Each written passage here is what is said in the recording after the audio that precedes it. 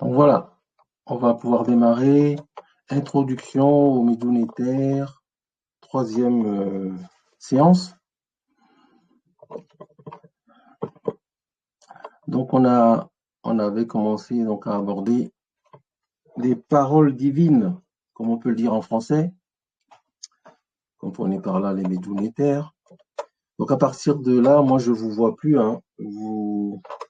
Si vous voulez prendre la parole, vous me dites, vous me faites signe, comme ça je saurai qui veut parler. Donc on s'était arrêté, je crois, au militaire.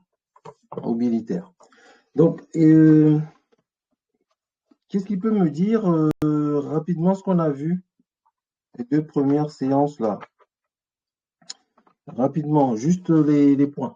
Comme ça, je sais où on en est, ce que vous avez pu retenir rapidement. En quoi consistent les médiunitaires? Comment on peut... comment ça fonctionne? Voilà, le fonctionnement. Ou quelques règles de fonctionnement. J'aimerais savoir ce que vous avez retenu. Qu'est-ce qui veut bien me faire un petit point? Vous avez la parole. Allez-y, il faut que le cours soit dynamique, qu'il y ait des échanges, sinon ça ne va pas être intéressant. Parce que c'est des notions assez simples quand on s'y penche vraiment, mais il faut s'y pencher parce que sinon ça peut être très vite complexe. Donc, qu'est-ce que vous avez retenu comme principe, j'allais dire, sur les médiunitaires? Au moins un ou deux. Allez-y. Citez-moi un ou deux principes que vous avez retenus.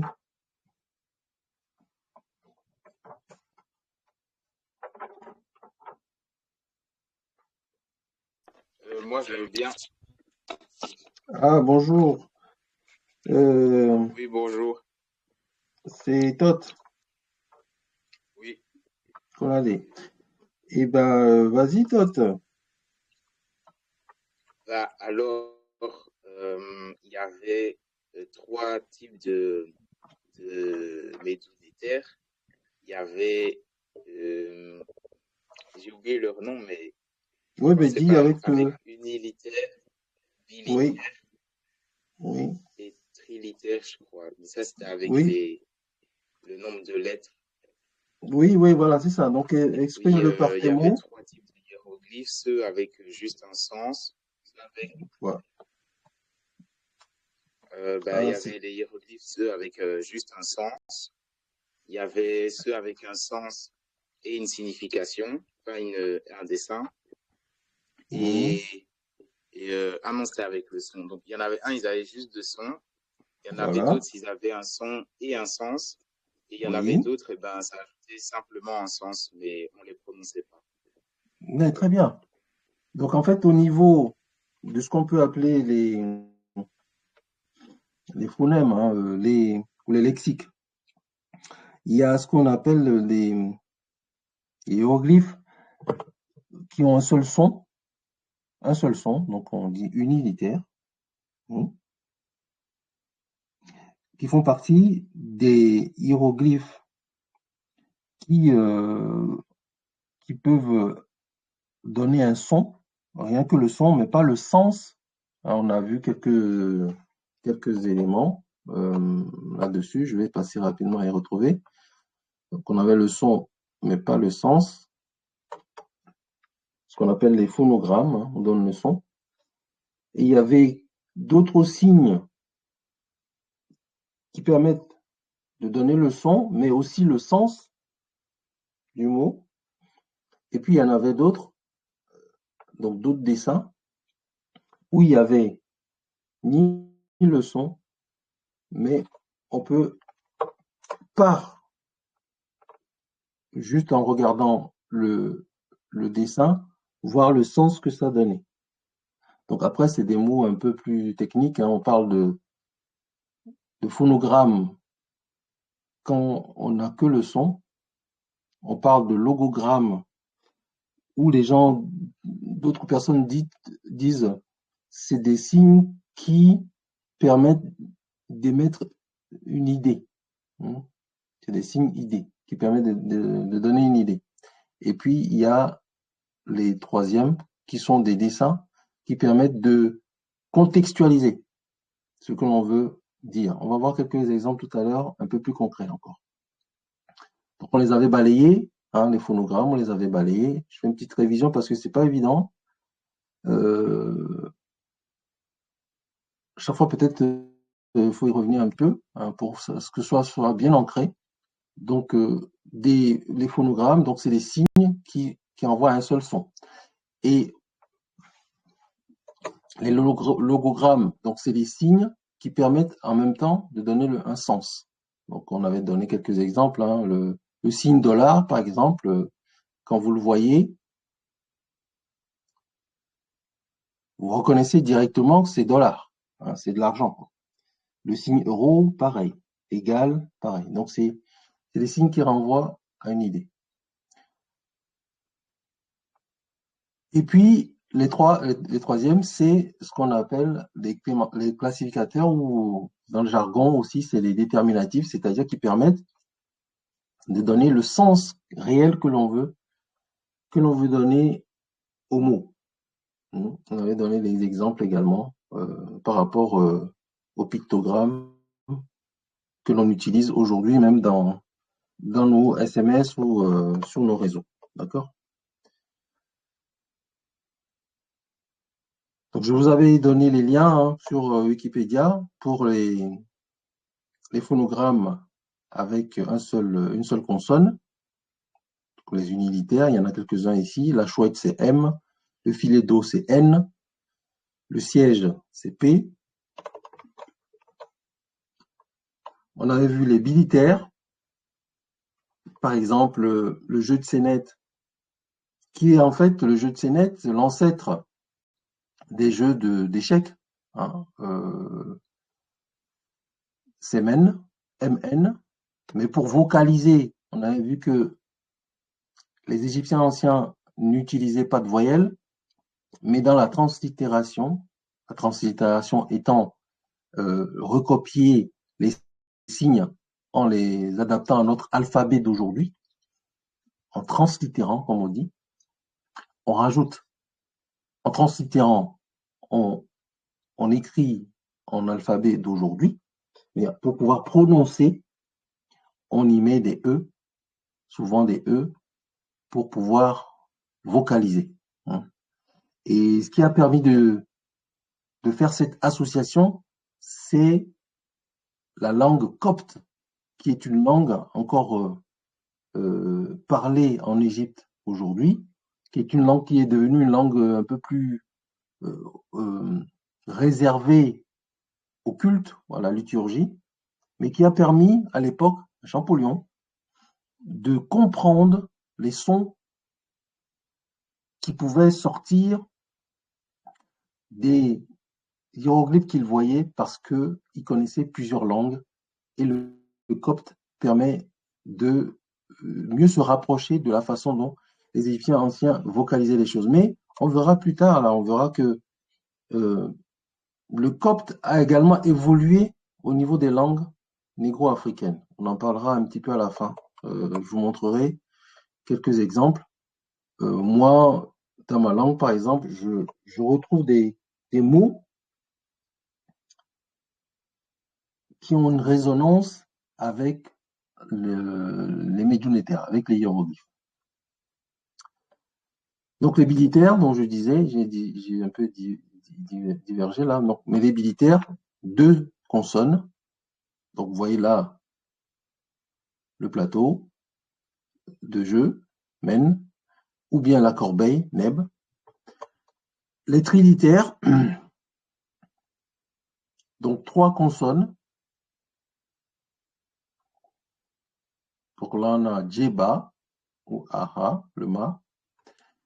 Et je vous ai rajouté là, j'en ai pas parlé la dernière fois, mais je vous ai rajouté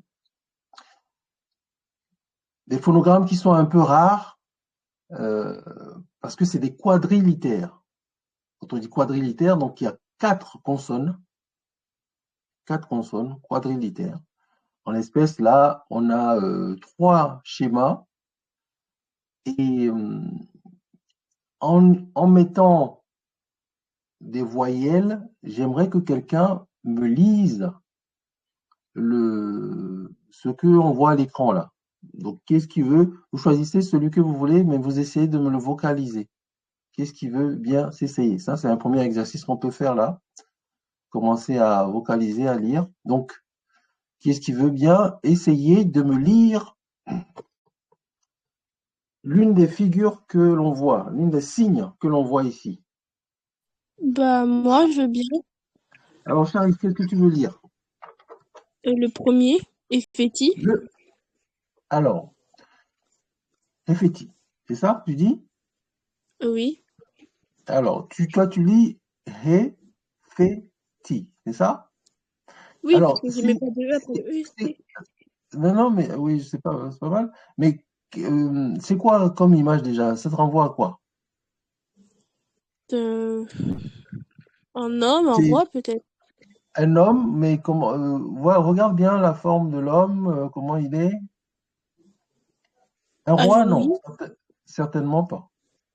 Bon, il est à genoux, ok, mais après, qu'est-ce que tu vois Mais d'autre? il y a il y a une barbe, là, des rois. C'est pas la même. La barbe des rois, c'est une barbe un peu incurvée. Je sais pas si tu. Ça, c'est une barbe un peu qui. Je sais pas si tu vois dans euh, certaines iconographies, c'est la barbe, elle est un peu courbée, la barbe des rois. Ici, c'est une barbe droite, là, c'est un peu plus droit. Donc, c'est pas la barbe des rois. De là, il y a une petite confusion. Donc, fais attention, c'est pas vraiment une barbe de roi. Mais il y a une caractéristique sur les bras, pour t'aider Des un peu. noms. Les bras, les bras. Comment sont les bras? Ah, noir. Oui, mais regarde un peu plus. Tu vois peut-être pas bien, mais les bras sont noirs, c'est vrai, mais il y a quelque chose au niveau des bras. Ils sont Oui, attachés? une fois en, quand même. L'intérieur. Donc, quelqu'un qui a à genoux, les bras attachés, c'est Un prisonnier. un prisonnier. Donc là, on a à l'écran, première image, un prisonnier. Donc, mais toi, tu as dit, pour le vocaliser, tu as dit Hefeti. Donc, tu as mis des E entre la première consonne et entre la deuxième consonne et la troisième. C'est ça, Hefeti? Non, j'ai Mais pas mis au niveau du T. oui, mais on n'a pas besoin d'en mettre entre le T et le I, exactement, ou le T et le Y. D'accord, je suis d'accord. Oui. Mais tu as mis deux E, en fait. Mais tu as dit Hefeti. Mais le H qui est là, Ça se c'est pas prononce un pas. H, c'est pas un H pointé. D'accord? Si ça se prononce. Mais c'est un H avec une petite, un petit signe là incurvé. Parce on a vu rapidement, mais je vais y revenir tout à l'heure. Il y a un H simple, il y a des H simples, d'accord? Il y a un H pointé, qui est la corde un peu tressée, qui est H aspiré, qui fait d'accord? Et celui-là, c'est un H qui se prononce K, comme un KH. Donc, au lieu de dire Helvétique, C'est la Kefeti. bonne, c'était Kefti, hein, ou bien Kefeti. Voilà, Kefti. Donc, le H que tu vois là, avec le petit truc là, c'est un K. C'est un K. D'accord? Ça se translittérerait K. Donc, Kefti ou Kefeti. D'accord? C'est bien.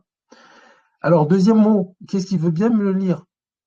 C'est là, je vous le décris un peu, c'est une sorte de vase, vase à onguent. C'est une vase où on a de la, comment on dit, un onguent, c'est quoi? Une sorte de crème pour le soin ou pour la peau, etc. Donc ça, c'est un vase. Et ça pourrait se lire comment?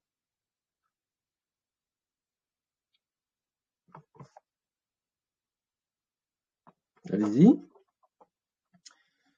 Ça, si tu veux continuer, tu peux continuer. Si quelqu'un d'autre veut y aller, il faut y aller. Ça se lirait comment?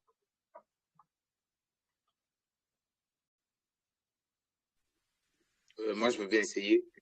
Essaye toujours. Faut toujours essayer. Vas-y. Je pense que c'est Merhet. Voilà, Meret. C'est ça, c'est bien. C'est ça. Ouais. Exactement. Et le troisième?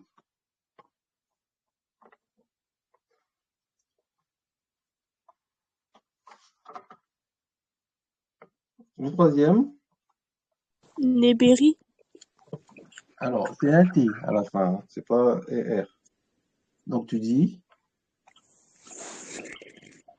c'est un T, hein. Donc, Nebeti.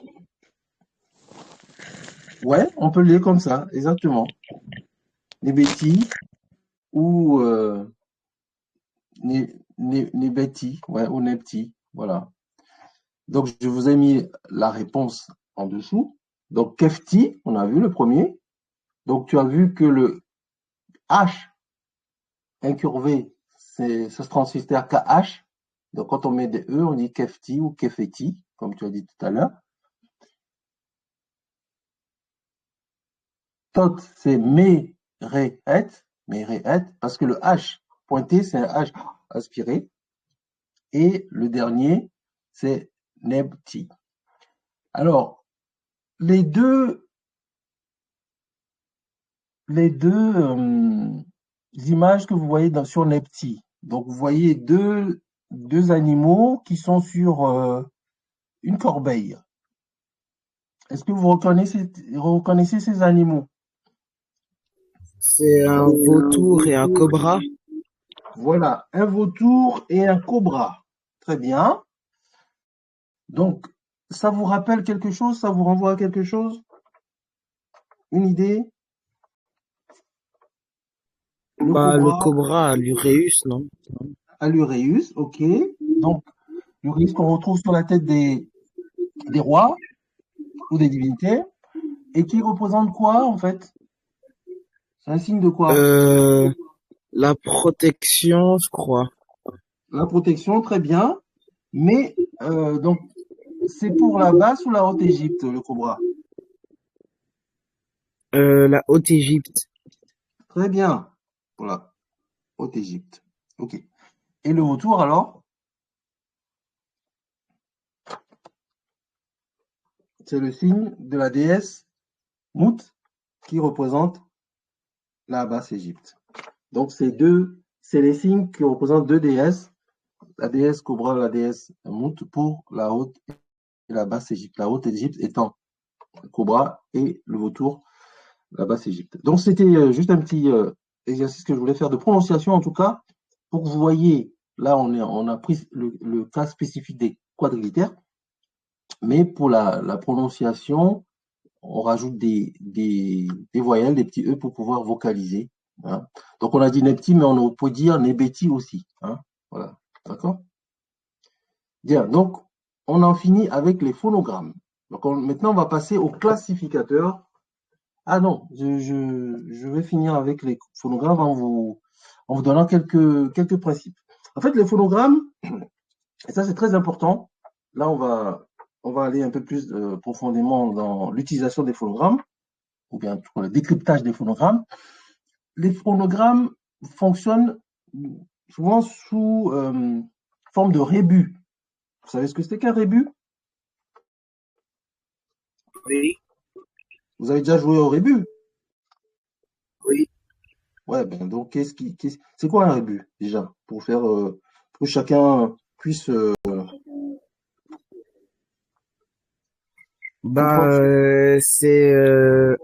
On va montrer des objets et avec Mhm, ces objets ou des formes, on va mhm. devoir trouver un mot. C'est exactement ça, c'est très bien. On montre des objets et avec ces objets, il faut composer un mot. Et ben, les hiéroglyphes fonctionnent exactement de la même façon. D'accord? Donc, là, par exemple, vous avez à l'écran, euh, sur les images de gauche, là, vous avez le muret ouvert qui se translittère père. En fait, c'est PR, mais on met un E, donc ça se dit PR. Donc c'est maison, c'est la maison. Maison ou bien enclos, ou bien voilà. Donc ça renvoie à un bâtiment, maison. D'ailleurs, le terme pharaon, vient du terme père AA, c'est-à-dire la grande maison. Je ne sais pas si vous connaissez ça, si vous savez ça. Le terme pharaon, c'est la grande maison, père AA. Mais par extension, les Grecs ont donné ce terme aux rois qui habitaient des palais. D'accord? C'est comme si on disait du président français qui s'appelle l'Élysée. Comprenez? C'est comme si on disait du président américain qui s'appelle Maison Blanche. Vous voyez? Donc, le terme pharaon, c'est une façon de prononcer le nom des anciens rois qui a été adopté conventionnellement par les Grecs. Mais eux-mêmes, ils ne s'appelaient pas pharaon. Ils ne s'appelaient pas pharaon. Donc, c'était une petite aparté pour vous donner la signification du terme pharaon. Mais ce que vous voyez en bas, vous voyez qu'il y a deux signes là. Donc, père, maison, et le signe en dessous, la bouche ouverte, c'est le signe R. C'est un unitaire, R. Donc, vous avez là la composition d'un bilitaire, PR, et d'un unitaire, R. Mais vous voyez qu'on ne double pas le R. On a écrit père, mais on ne met pas de R. La bouche ouverte, c'est juste pour vous renvoyer au fait que derrière père, il y a un son R qu'il faut prononcer, quoi. Vous voyez?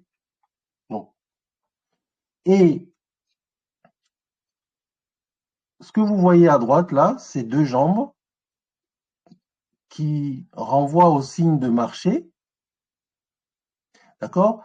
Et donc, pour les anciens Égyptiens, quand ils vont voir ça, et qu'ils vont lire père, alors, eux, ils mettent, c'est parce qu'il manque ici un I, donc ils vont juste le translittérer. Nous, on le translittère père I, mais pour eux, ça va être père I, et avec la jambe qui est en train de marcher, donc ce qu'on va voir tout à l'heure, le déterminatif, qui montre qu'il y a un signe de mouvement, ils vont l'associer au mot sortir. Sortir de la maison, sortir de quelque chose. Vous voyez? Sortir d'un endroit. Donc, ça, c'est un principe de rebut. Le deuxième qui est à droite, on reprend encore le terme père, puisque le rebut a été composé avec le militaire père. Donc, ici, on va rajouter père, le T qui représente la galette de pain, la moitié de la galette de pain, et on va y rajouter deux signes qui sont des classificateurs ou des déterminatifs qui permettent de montrer qu'on est dans un environnement agraire. Les trois petites graines là, donc ça renvoie automatiquement à la graine, et la sorte de charrue qui permet de labourer le sol renvoie aussi à la notion de culture, etc. Donc, là, on va lire perte, PRT, perte, perte, et ce ne sera pas en rapport avec le terme sortir, mais automatiquement, on va penser au fruit et à la graine. Donc, c'est comme ça qu'ils composaient leurs mots, sachant que le déterminatif, c'est-à-dire que le signe que l'on ne prononce pas, mais qui va donner le sens au mot, est très important pour décoder le mot. Donc, c'est vraiment le principe de Rebus. Donc là, c'est deux exemples concrets de comment on compose les mots. Il y a d'autres possibilités. Par exemple, ici, vous avez à gauche, j'ai pas pu l'écrire parce que j'ai pas encore le clavier qui permet d'écrire certains signes. Par exemple, la corde tressée là, c'est un H, mais avec un point en dessous. Si vous regardez, si vous revoyez le, le tableau des phonogrammes unilitaires, vous verrez qu'ils l'écrivent avec un H pointé. C'est pour ça que j'ai mis H aspiré. D'accord? Pour rappel. Donc ici, alors qu'est-ce que vous voyez? Qu'est-ce qui va me décrire le schéma de gauche là? Qu'est-ce que vous voyez? Une corde. Une corde tressée, donc il va se lire. Oh, c'est un H pointé. Oh, H. Donc, après, vous allez faire quoi d'autre? Euh, le M, je sais pas trop. C'est un filet d'eau. C'est de l'eau. C'est un filet d'eau. Et le troisième? On dirait une branche, je crois. On regarde mieux. Ça peut ressembler à une branche, mais là, c'est bien. Ça fait partie du corps humain.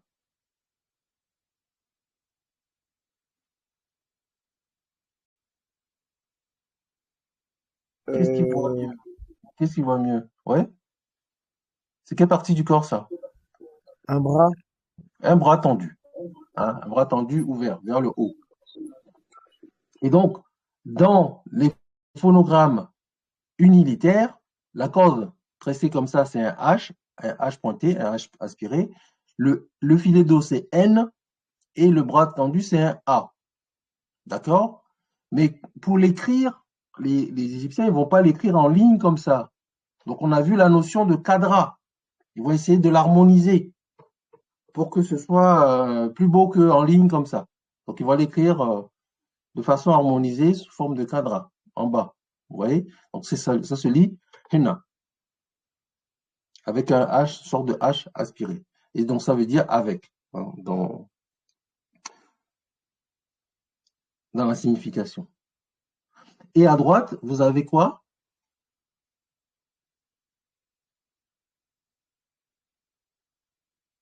Un serpent. Alors, un Ouais. serpent, oui, Et une qui main. va se dire, et une main. Donc, une paume, la paume de la main, ok? C'est une sorte de, c'est même pas la, ouais, c'est la main, oui, la main, on va dire ça, c'est la main. Donc, le serpent, c'est le son, c'est quel son? Quel est le son que vous pouvez prononcer avec ça? J. J, voilà, très bien. Et le, la main, c'est D.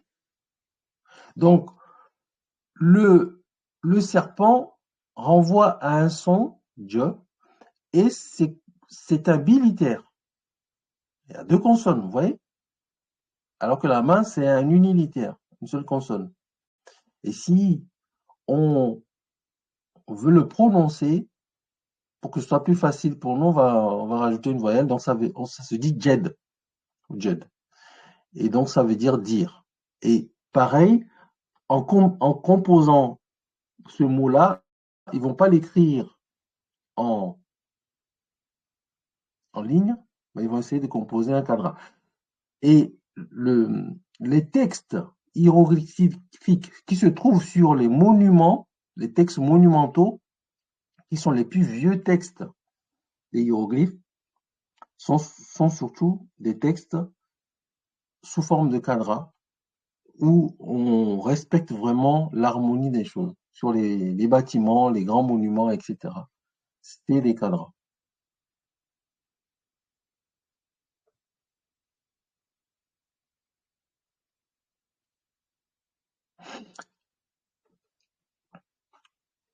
Après, il y a des signes mots. Hein. Il y a des signes mots. Donc, c'est-à-dire que le signe en lui-même symbolise un mot. Donc, je vous en ai donné quelques-uns ici. Le premier, on le connaît, on a déjà vu plusieurs fois, c'est rat. Donc, quand tu vois ce mot-là, de toute façon, tout de suite, ça te renvoie à rat. Le deuxième signe,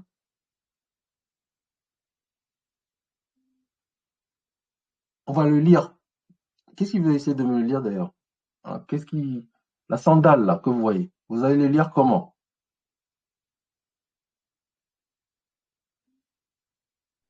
Euh, Tché, Mhm. euh, Le W, c'est Té, où? Le W, c'est où? Ça se dit où automatiquement? Tché, Bout, Voilà, Tché, Tchebout. Bout, Voilà, Tchebout. Donc, c'est des signes mots. C'est-à-dire que on voit une icône et ça nous renvoie à un mot. Donc, Ra, Tchebout, il y en a plein comme ça, mais je ne les ai pas tous mis, mais ça fait partie des signes mots. Hein. C'est-à-dire que Ra, on voit, on entrevoit tout ce que le mot Ra peut induire, hein, puisqu'on a le son, le sens. Donc, le Ra, ça peut renvoyer à la lumière, ça peut renvoyer au soleil, etc., etc. Et la sandale, eh ben, c'est fait pour marcher. Hein. Donc, ça va renvoyer aussi à des signes de mouvement. Donc, ça, c'est des signes. euh, on voit une icône, ça renvoie à un mot. Après, il y a des signes qui permettent de donner un indice, ce qu'on appelle les signes indiciels. Ici, par exemple, vous voyez Tchaou, donc c'est une sorte de voile gonflé. Alors, ça renvoie à une idée de souffle, de vent, parce que le vent, on ne peut pas le représenter. On ne peut pas représenter le vent.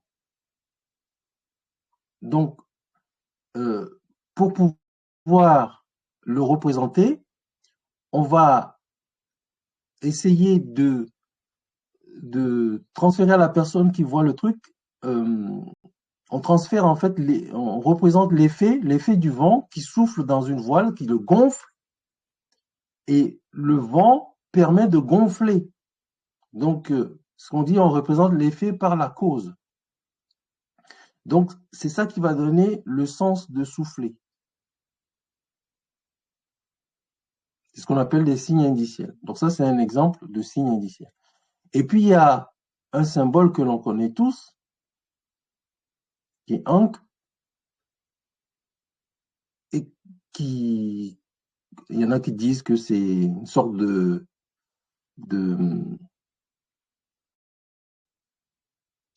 il y en a qui disent qu'en fait c'est une sorte de corde pour sandales. Il y en a qui disent que c'est une tête sur une croix. Enfin voilà, donc il y a plusieurs significations de ça, mais en tout cas ça représente la vie en ancien égyptien. Donc c'est un symbole.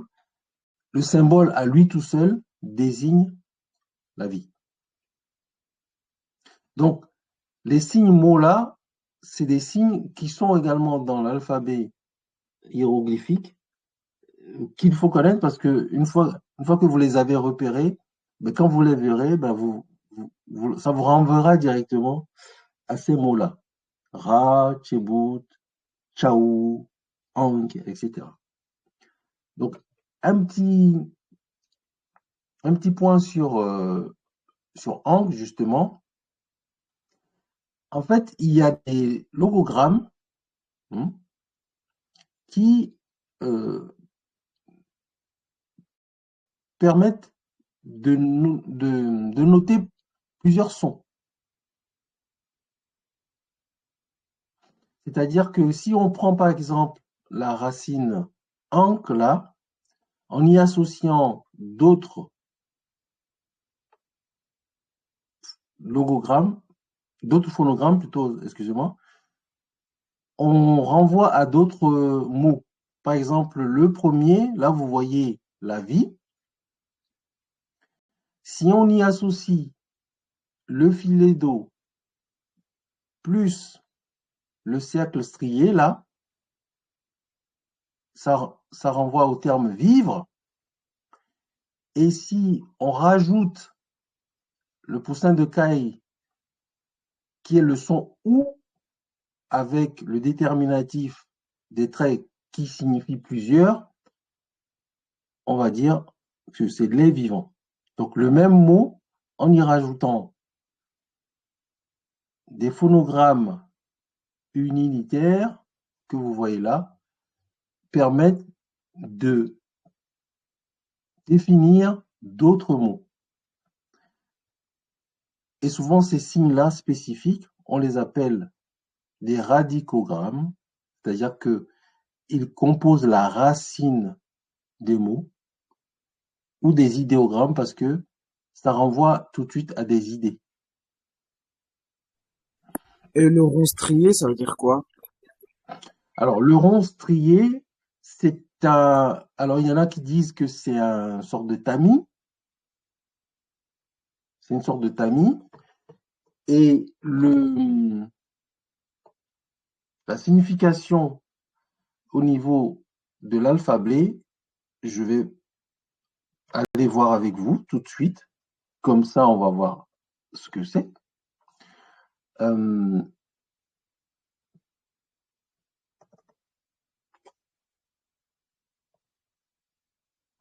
On va aller à la page des... dans ce document, on va aller à la page, excusez-moi, des hiéroglyphes. Et on va voir ce que c'est que seront liste des hiéroglyphes.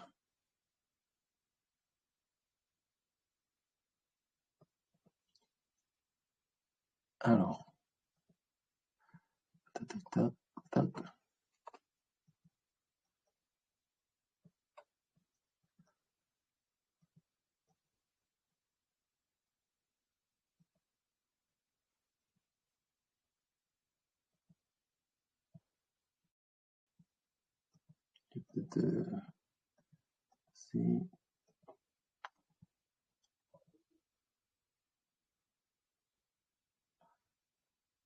Voilà, le cercle strié. Voilà. Donc, ce cercle strié-là, je ne sais pas si vous voyez mon écran là. Je ne suis pas parti. Oui, on voit. Voilà. Ce que je suis en train de vous montrer là, le cercle strié dont tu me parlais tout à l'heure, voilà, ça se lit, ça se translitère KH. C'est un KH. Donc, c'est le K. Le KH. Donc, dans le terme, si je reviens un peu à mon texte, c'est pour renforcer le fait que ce mot-là, Ankh, se lit en prononçant bien le N et le K. Tu as bien fait de poser la question. Je sais pas, tu as compris ce que je suis en train de te dire là? Donc, Oui, j'ai compris. le terme Ankh, il renforce le mot Ankh en y associant le filet d'eau N et le cercle strié qui se lit K. C'est juste pour renforcer le mot Ankh. C'est-à-dire qu'en prenant juste le signe, on peut le lire Ankh, mais c'est une sorte de répétition pour bien conforter le fait qu'on parle bien de Ankh. Et ici, c'est exactement la même chose, Ankh, mais on va y rajouter le poussin de caille qui se lit ou, donc on lit Ankou. Donc si je reviens à ma liste des signes, je vais voir les animaux, les oiseaux, je vais vite, mais Voilà, je suis au niveau des oiseaux là. Les oiseaux. Les oiseaux. Et je voulais voir quel oiseau déjà. Le poussin, voilà. Voilà, le poussin, je l'ai vu là. Ici, vous voyez le poussin, c'est le son OU, c'est transitaire OU. Donc le poussin de caille, c'est un OU. Donc dans mon texte, donc si je dois translittérer, je vais lire Ankh ou, Ankou, Ankou, avec le déterminatif des 3 traits qui veut dire pluriel. Donc les vivants. Ça va? C'est un petit exercice, un jeu d'exercice, mais ça vient avec le temps quand on pratique en fait. Hein, d'accord?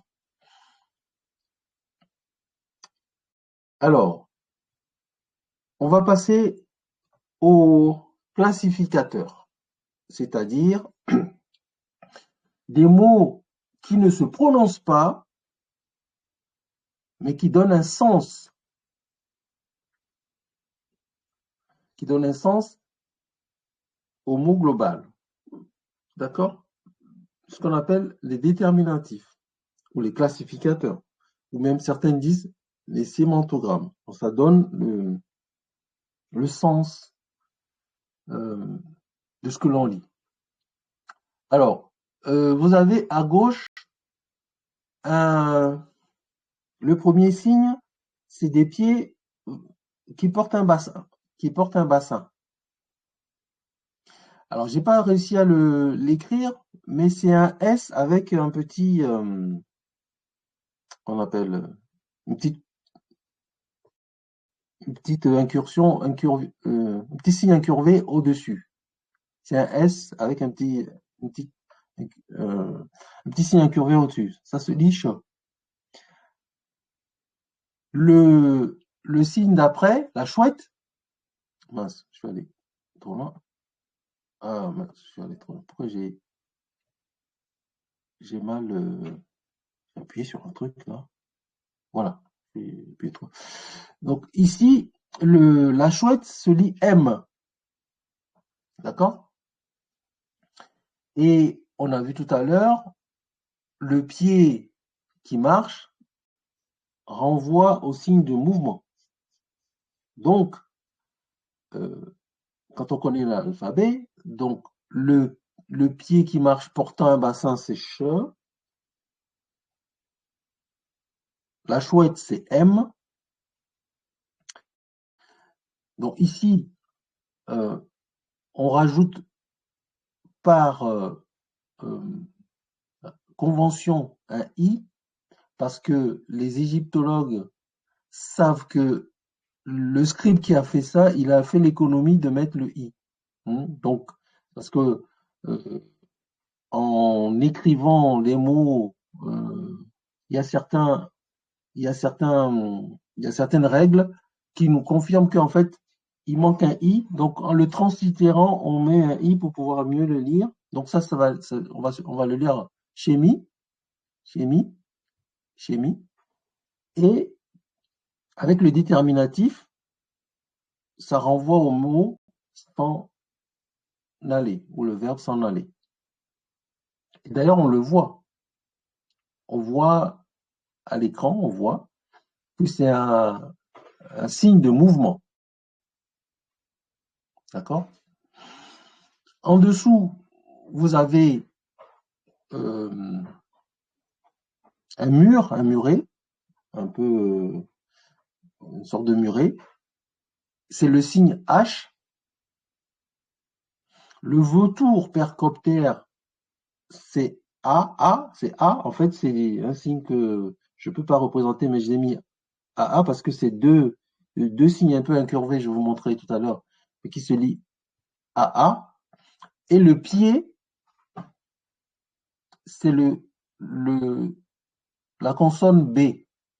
Le pied comme ça, c'est la consonne B. Et avec le déterminatif du mouvement, donc voilà, là on a le mot envoyer.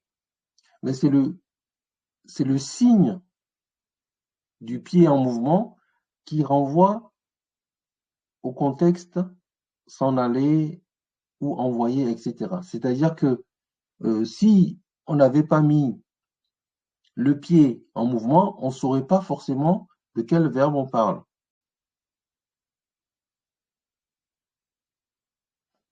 Donc, c'est à partir de l'alphabet, on peut translittérer le texte, mais le classificateur permet d'en donner le sens profond. Est-ce que ça va, ce que je viens d'expliquer? Est-ce que vous avez compris? Si vous n'avez pas compris, Oui, dites-moi. Je vais reprendre. Vous avez bien compris. Donc, je vais vous montrer, parce que là, j'ai pas écrit, mais je vais vous montrer, et vous le verrez dans l'alphabet. Je pense qu'on va aller directement sur Internet. La dernière fois, on a vu les signes. Je vais prendre les phonogrammes unilitaires. On les avait vus.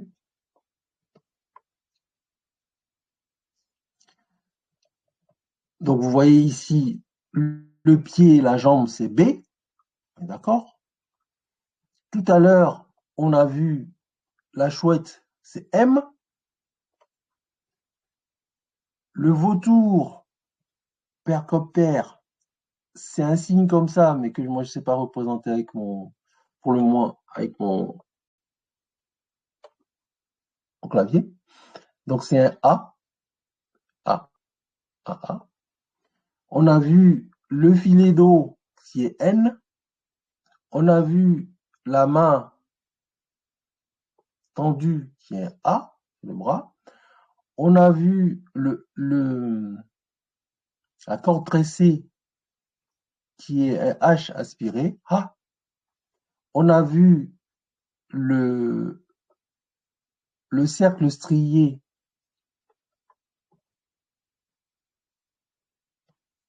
qui se lit KH, mais c'est ici, on va le voir avec un H incurvé. Donc, vous voyez, on a vu le T qui représente le pain. On a vu le serpent qui se translittère un D avec un petit trait en dessous qui se lit je. On a vu la main ouverte qui se lit de, D. Donc, vous voyez, c'est un exercice. Il y a aussi la bâtisse avec une entrée qu'on lit H. On a vu aussi le R dans certains mots. Donc, vous voyez, c'est comme avoir sa table d'alphabet à côté de soi. Quand on translittère, quand on voit les mots, eh ben, il faut avoir sa table à côté de soi pour pouvoir repérer les signes et les lettres. Alors, je vais rapidement rappeler les phonogrammes bilitaires. On en a vu un ou deux. Je reviens dessus rapidement pour que vous vous rappeliez. Dans les bilitaires, qu'est-ce qu'on a vu aujourd'hui?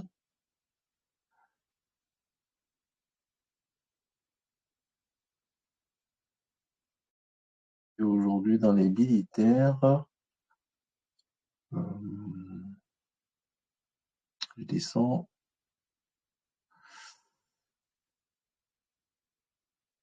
Voilà.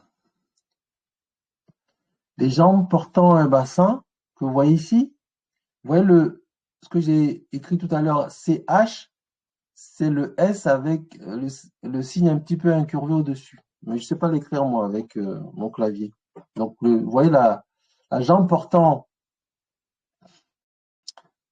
un bassin, ça se lit chem. Je vais aller dessus pour voir d'ailleurs ce que ça nous donne. Donc, dans Wikipédia, on nous dit c'est un idéogramme du variante de passer, céder ou dans le terme Shem, s'en aller, marcher, partir en voyage. Donc, vous voyez ici, on a le pied portant le bassin qui se lit Shem, et on renforce le fait que c'est Shem avec comment on appelle le signe G27, le signe G17 qui représente un M, c'est-à-dire la chouette. Donc, c'est comme si tu écrivais Shem avec deux M, mais ce deuxième-là ne se prononce pas. Shem. Et avec le déterminatif du pas en avant, ça veut dire s'en aller, marcher, sortir, etc. Après, ils vous ont donné quelques autres mots ici. Vous voyez, la différence entre ces trois graphies, c'est intéressant. Le premier montre bien le pied portant un bassin avec le M et un T, avec le déterminatif de la jambe, et on dit ça renvoie à tous les mots qui sont marche, allure, démarche, etc. Le signe de mouvement. D'accord? Le deuxième, on y rajoute un autre déterminatif, c'est-à-dire qu'on peut doubler les déterminatifs, on peut doubler les classificateurs. Vous voyez le mot Shem, vous avez la corde là qui se lit ou aussi, donc on va dire Shemu, et avec les deux déterminatifs du pied qui marche et d'un homme, on va le dire, c'est le voyageur. Si c'était une femme, on aurait dit la voyageuse. On aurait peut-être rajouté aussi un T, certainement. Donc le fait qu'on ait mis un homme renforce l'idée que c'est quelqu'un qui est en mouvement.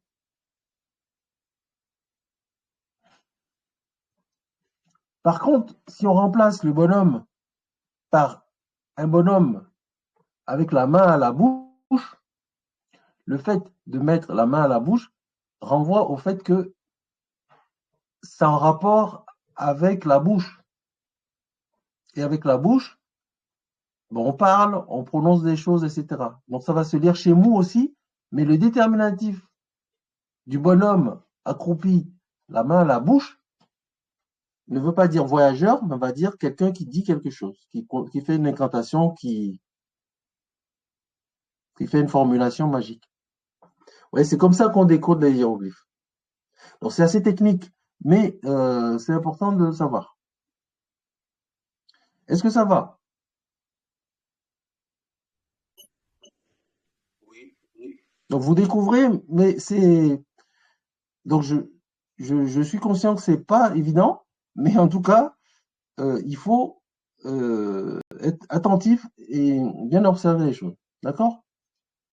Donc, les classificateurs. Donc, on va essayer de continuer dans l'explication des classificateurs. Donc, j'ai encore 2 points à voir et puis on va arrêter pour aujourd'hui. Donc, on va essayer ensemble là, de lire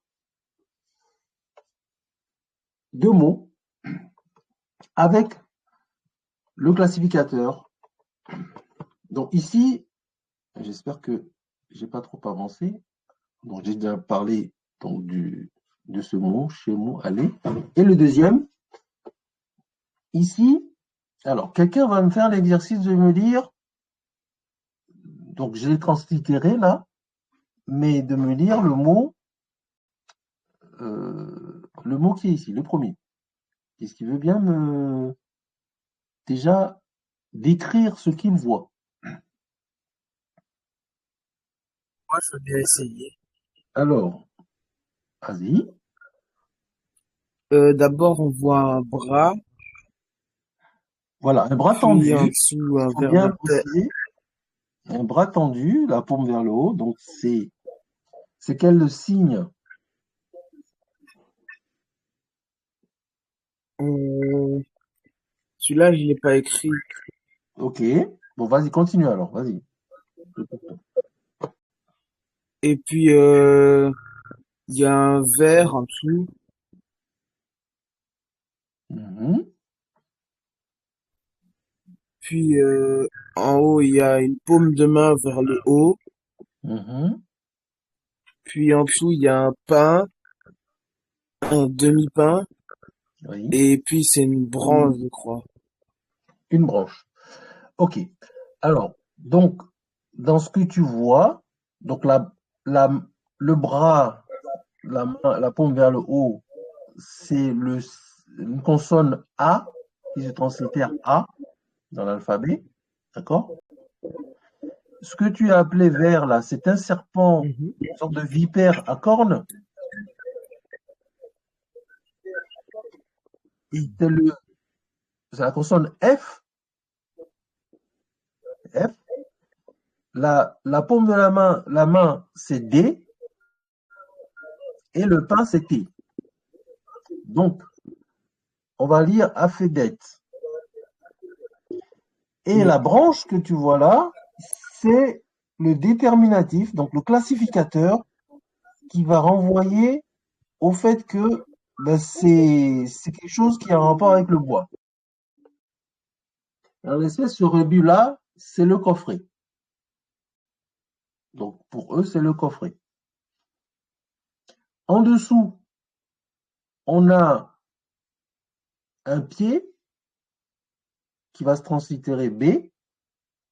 On a le filet d'eau qui est un N, on a vu tout à l'heure, et le pain qui va être un T, mais avec le classificateur qui renvoie au bois, c'est une harpe. Ça va se lire Bennett. Mais c'est un mot à connaître. C'est un mot, vous voyez? C'est-à-dire qu'en voyant le mot comme ça, il faut, comme dans notre système actuel alphabétique et la composition des mots, il y a des mots qu'il faut connaître par cœur.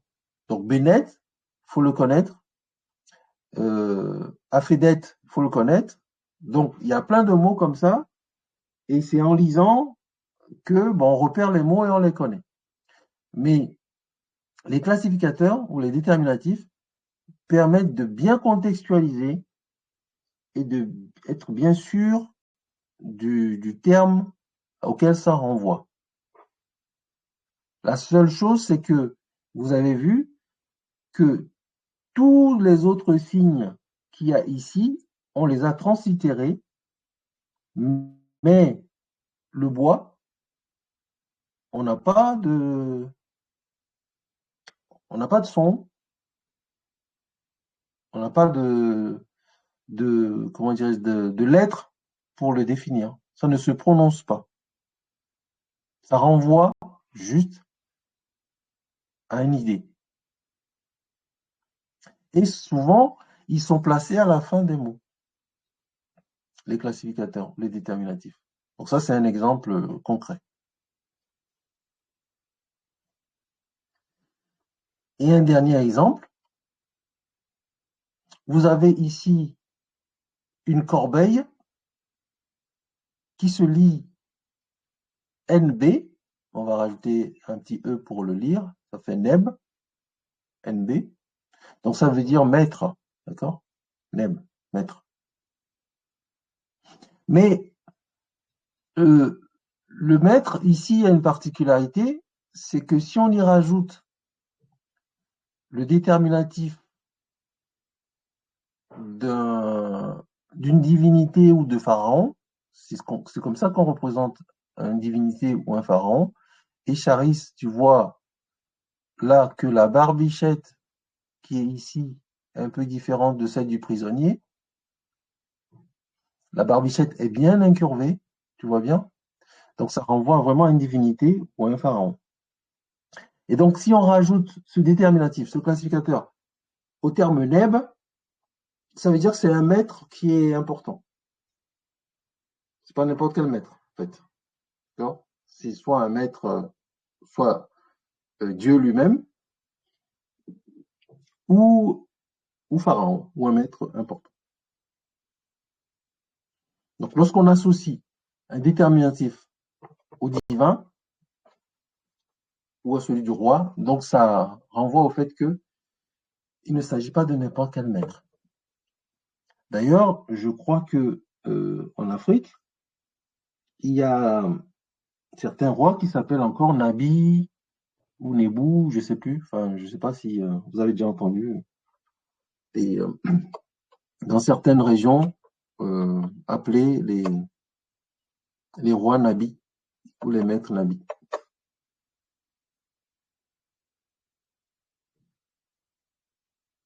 Ça va?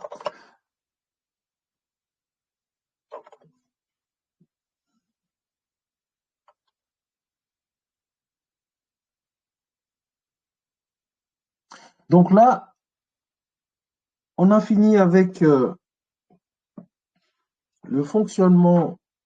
Alors, quand je dis on a fini, pour ce que je vous ai préparé, hein, parce que c'est beaucoup, beaucoup plus complexe que ça. Mais en tout cas, j'ai essayé de simplifier au maximum pour que vous ayez au moins certaines notions sur le fonctionnement des hiéroglyphes. On a vu les tables alphabétiques des unitaires, des bilitaires, des trilitaires. On a vu les logogrammes, comment ça fonctionne, et les classificateurs. Mais c'est juste survolé, ça. Mais c'est pour vous donner des notions, de toute façon. La prochaine fois, on va aller un petit peu plus loin en faisant quelques exercices, du coup. Ça permettra, pour finir, de renforcer un peu ce qu'on a vu et d'essayer de lire ensemble, avec les tables alphabétiques, quelques mots et voir quelques mots de quelques noms de rois dans des cartouches. Et je pense qu'on arrêtera là pour l'introduction au Médounétaire. Parce que si on apprend les Médounétaires, en tout cas, pour ma part, c'est et c'est ce que je voulais vous dire, pour finir, c'est que aujourd'hui, les Médounétaires sont vraiment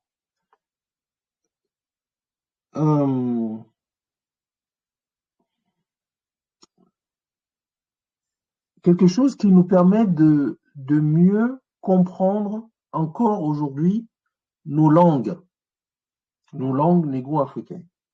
Et je m'explique. Comme je vous disais tout à l'heure, le stade final de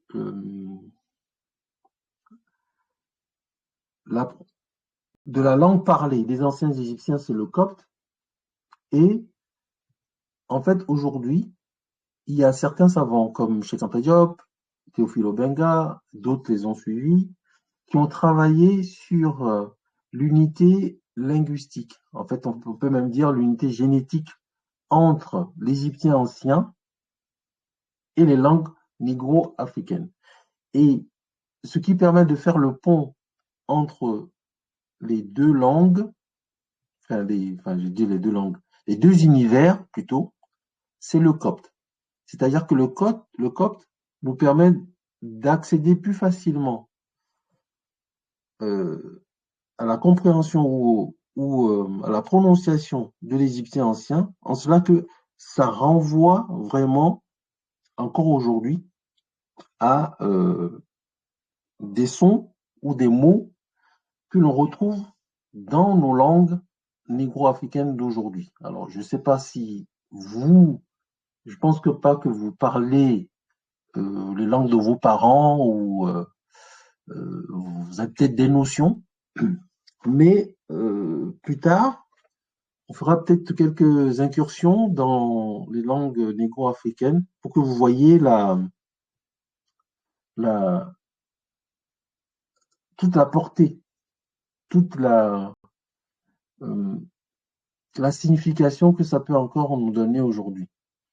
Euh, Moi, par exemple, dans ma langue, je retrouve des mots, hein, dont je vous parlerai, qui sont les mêmes mots, qui sont des mots de l'ancienne Égypte.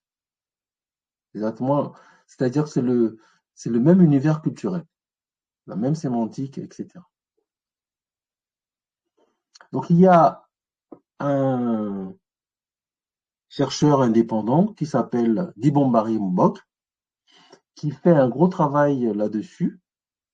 Donc, j'ai quelques revues de lui là que je vous ai mis là, mais qui permet justement de décoder les hiéroglyphes autrement en vraiment retrouvant dans nos langues d'aujourd'hui la signification réelle, exacte des mots de l'Égyptien ancien.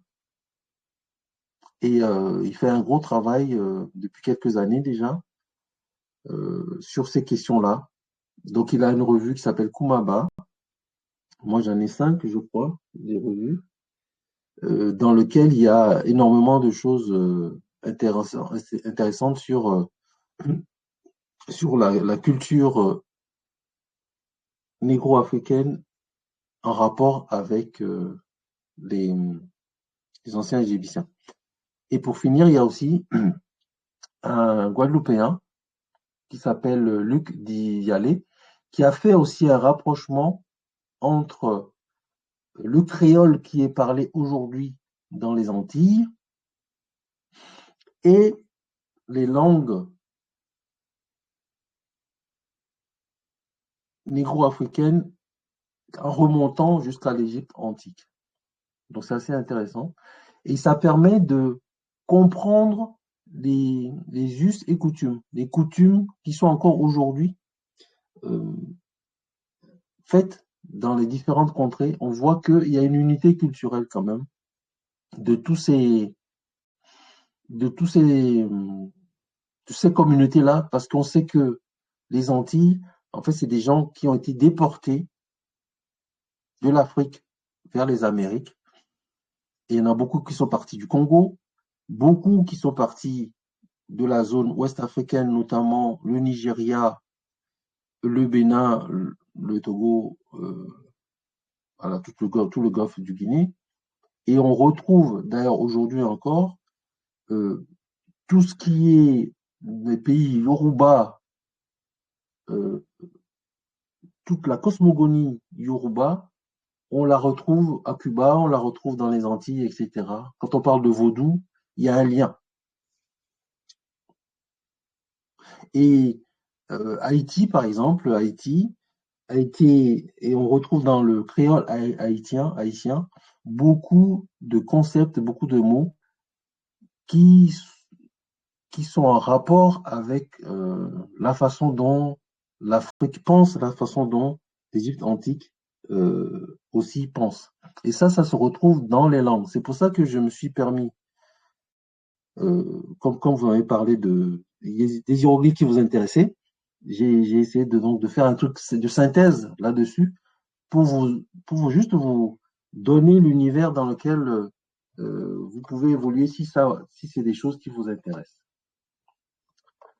Donc voilà, euh, je termine pour aujourd'hui alors. Donc j'espère que ça a été pour vous. Je sais que c'était assez technique, mais bon, j'espère que ça a été. Et je vous invite à revoir les choses si vous voulez que ce soit un peu plus ancré. Il faut revoir les choses et puis essayer, par curiosité vous-même, hein, d'essayer de comprendre et de décoder un peu certains mots que vous trouverez sur la toile. Parce qu'il y a beaucoup, avec ce qu'on a vu là déjà, il y a pas mal d'informations, pas mal de choses que vous pouvez vous-même faire en regardant juste Wikipédia. Et voire même revoir un peu ce qu'on a vu sur les divinités, comment ils s'écrivent. Je me souviens on a lu Sekhmet, on a lu Atum-Ra, Khépri, etc. On a vu Seth, la façon dont Seth était écrit. Je pense qu'avec ce qu'on a vu sur les hiéroglyphes là, si vous retournez un peu voir les mots ou les divinités qu'on a vues, vous comprendrez mieux leur hiéroglyphe, la façon dont leur hiéroglyphe est écrit. Donc voilà. Bien. Donc on va arrêter pour aujourd'hui. Est-ce que vous avez quelque chose à dire, un point, une conclusion? Non, pas Non, vraiment. pas vraiment. Ok. Bon. Ça a été intéressant pour vous ou c'était trop complexe? Non, c'était bien. On a appris quand même beaucoup de choses qu'on n'aurait peut-être pas forcément pu apprendre ailleurs. Et c'était euh, très intéressant. Les Charis?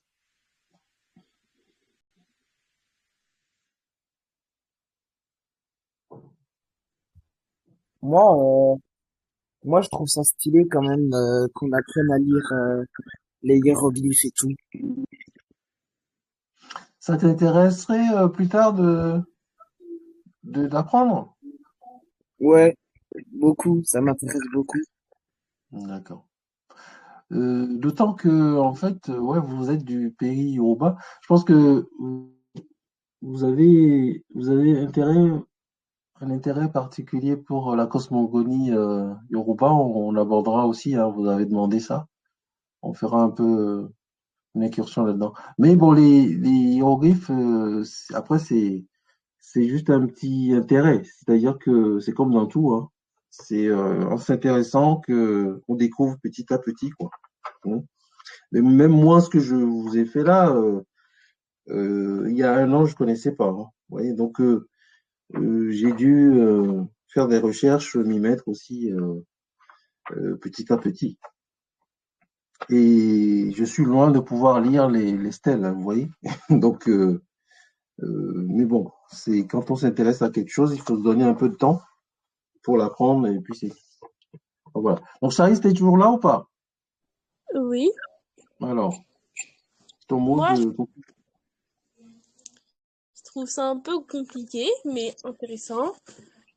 Mais du coup, comme vous l'avez dit, on peut pas savoir comment les Égyptiens anciens ils parlaient avec bah, du coup bah, leur écriture. Mais est-ce qu'ils savaient tous écrire et est-ce qu'ils savaient tous genre, enfin, est-ce qu'ils savaient tous écrire bah, les hiéroglyphes, même les Non, plus pauvres alors, et tout.